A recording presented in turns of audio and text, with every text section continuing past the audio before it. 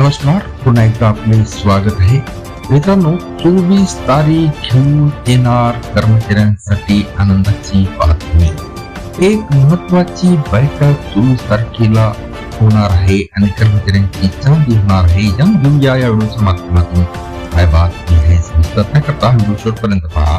मित्रांनो, आपण आपल्या चॅनलला सबस्क्राईब केलं नसेल सबस्क्राईब करा, व्हिडिओला लाईक करा आणि ही मोठी बातमी आपल्या मित्र व परिवाराला सुद्धा शेअर करायला विसरू नका.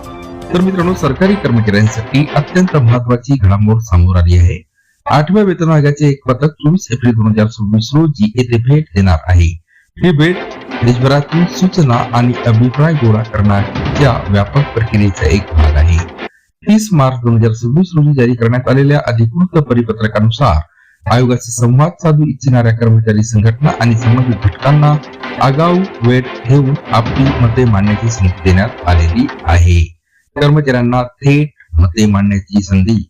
मित्रांनो, या भेटी दरम्यान केंद्रीय कर्मचारी, विविध विभागांचे प्रतिनिधी, कर्मचारी संघटना आणि संस्थांना थेट आयोगासमोर आपले मुद्दे मांडता येणार आहे. पगारवाढ, महागाई भत्ता, विविध भत्ते आणि निवृत्ती वेतनाशी संबंधित मुद्द्यांवर सखोल चर्चा होण्याची शक्यता आहे. यामुळे आयोगाला प्रत्यक्ष परिस्थिती समजून घेऊन अधिक वास्तववादी आणि संतुलित शिफारसी तयार करता येणार आहे. 30 ते 34% पगारवाढीची शक्यता.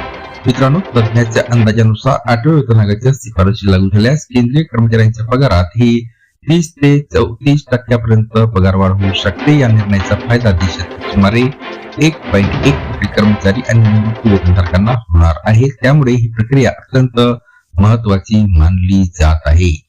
प्रत्यक्ष अंमलबजावणी कधी होणार? तर मित्रांनो, नवीन वेतन संरचना 1 जानेवारी 2026 पासून लागू होईल अशी चर्चा असली तरी प्रत्यक्ष पैसे कर्मचाऱ्यांच्या खात्यात जमा होण्यासाठी थोडा कालावधी लागू शकतो. कारण आयोगाच्या शिफारशी, केंद्र सरकारची मंजुरी, अंमलबजावणी या प्रक्रियेला वेळ लागतो. कर्मचाऱ्यांसाठी काय महत्वाचे? मित्रांनो, पगार, भत्ते आणि पेन्शनमध्ये मोठा बदल अपेक्षित आहे. प्रत्यक्ष चर्चेत सहभागी होण्याची संधी मिळणार आहे. अंतिम निर्णयाचा परिणाम लाखो कुटुंबावर होणार आहे.